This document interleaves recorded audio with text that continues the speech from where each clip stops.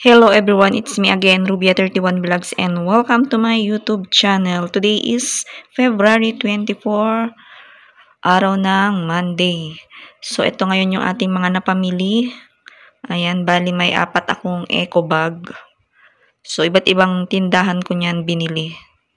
Kasi kailangan ay mag-stock tayo ulit ng mga fast-moving items. So, ito ay nagkakahalaga ng aking mga napamili. Konti lang naman guys. 2,227 lahat. So, ayan yung ating mga napamili. Ayan, kailangan kong i-check ulit. And sa mga hindi pa nakapag-subscribe dito sa aking channel, huwag kalimutang mag-like, comment, share, and subscribe. And click the notification bell para updated ka sa aking mga next pang mga videos. Ayan, itong aking mukha ngayon kasi kararating ko lang galing ako ng bayan. Yung mga iba kong mga paninda ay binili ko sa bayan kasi hinahanap lagi dito sa aking tindahan. A few minutes later. Ayan, ito yung aking nabili dun sa bayan, guys. Ayan, i-share ko sa inyo para magkaroon din kayo ng idea kung ano ba yung mga ibebenta natin. So, ito yung mga nasa ibabaw. Ito yung aking mani. Tapos, may alamang ako dito, guys. Pangsahog sa mga ulam.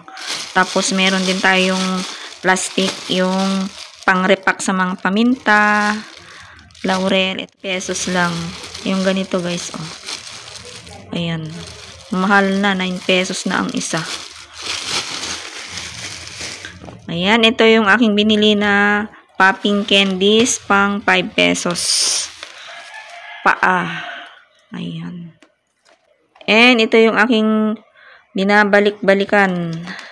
Binabalik-balikan ni Chikiting. Pangalawang beses na akong nakabili nito guys. Nag-try lang ako nung nakaraan. Naubos agad. Kaya bumili ako ng 4 na ganito. Pang 5 pesos. Yung nata de coco. The original nata de coco. Ano to? Mix flavor ang laman nito. Ang ganda ng lagayan niya kasi pwedeng i-recycle na pwede paglagyan sa ating mga tingi-tinging mga paninda. So, ayan. Bali, 4 yung aking binili. Binuksan ko na tong isa. So, sa mga kasari dyan na wala pang ganitong mga paninda, ayan, pwede kayong magtinda ng ganito kasi mabenta ngayon, lalo na't summer na. So, ayan. Ang ganda nito kasi pwede nating i-recycle. Oh. Ang cute. Kasing cute ni Ruby. Cute ba ako? Sabi nila, cute daw ako. Huwag na kayong kumontra. Ayan, ito yun, oh. May mga iba-ibang flavor siya.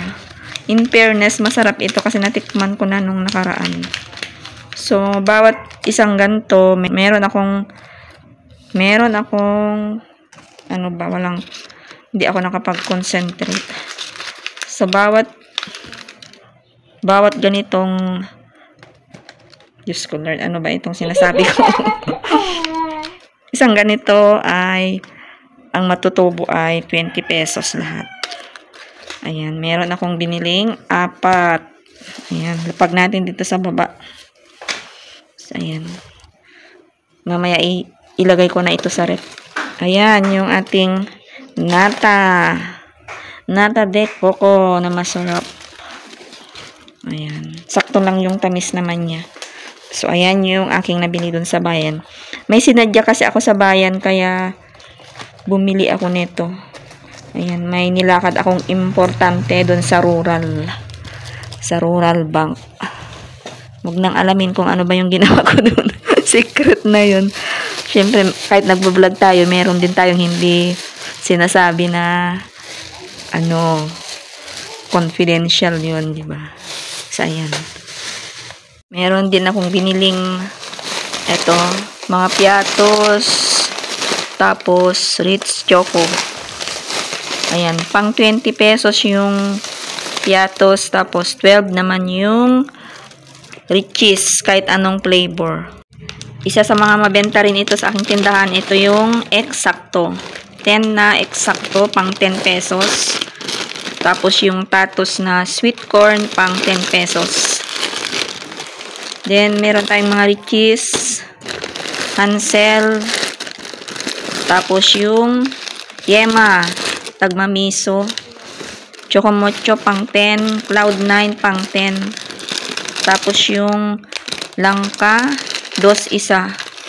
Meron ding ubi. Ayan, tapos doon sa ilalim, merong pansit canton. Pang 17 pesos naman yun. So, ayan yung ating dilaw na first eco bag na dilaw. Dito naman ako dito sa ating pangalawang eco bag na dilaw. Ayan yung wings, pang 8 pesos. Tapos isang bundle ng mantika, cooking oil, 1 dozen yan ay 400 pesos. Doon sa aking suki, doon sa palengke ko yan binili.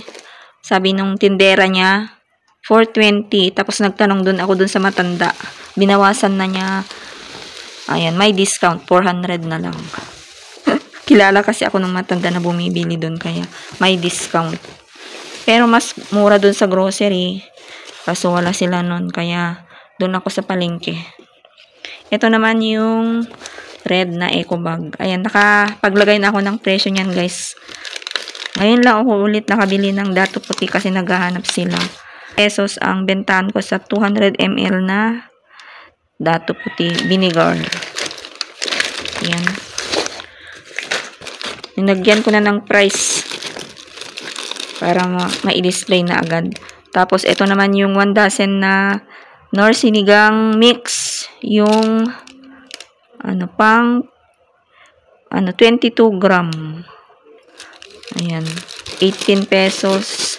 Tapos, those days, 4, pang 18. Energen vanilla, pang 10 pesos. Tapos, 100 ml na Silver Swan, 10 pesos. Tapos, meron tayong mga cup noodles, 26. Ayan, bulalo na Lucky Me, 26 din. Ayan, balit, tagdadalawa yan. Nasa ilalim na, wag nang halongkatin. Tapos, meron din akong biniling mga ketchup pang 14 pesos. Tapos, 6 na homey beef. Konti-konti lang yung aking binibili ng mga noodles kasi hindi masyadong mabili. Ayan, yung ating mga napamili ngayong araw. Ayan o. Kailangan na natin mag-display ulit. Thank you for watching, guys. Like, comment, share, and subscribe. See you in my next vlog. Happy selling, mga kasari. Bye-bye. God bless us all. Hello mga B, i-flex ko lang yung aking nabili dun sa bayan. Ito yung popping candies na may lollipop. Bali, ang bentahan ko niyan ay 5 pesos ang isang piraso. Meron akong biniling ganito na Tade Coco. Meron na siyang lagayan. Nag-try ako bumili nung nakaraan. Tapos, nagustuhan naman yung mga bata kaya hinahanapan na ako niyan. So, bumili na ngayon ako ng 4 na bundle. So, bali, 130 ang isa niyan. Ang bentahan ko naman ay 5 pesos. Meron lang 20 pesos ang tubo niyan bawat isang bundle. Mura na lang yung aking bentahan para maubos agad at mapaikot na rin yung ating puhunan. Siyempre, ilalagay din sa rep. Ito yung nata na sinasabi ko, guys. Oh. Tinikman ko din siyempre at masarap naman. Pasok naman yung aking panlasa yan kaya nagustuhan din yung mga bata na ating mga customer. Pwedeng i-recycle paglagyan ng ating mga tingitinging mga paninda gaya ng harina. Hindi ito sponsored video. I-share ko lang para magkaroon naman kayo ng tips and ideas. Thank you!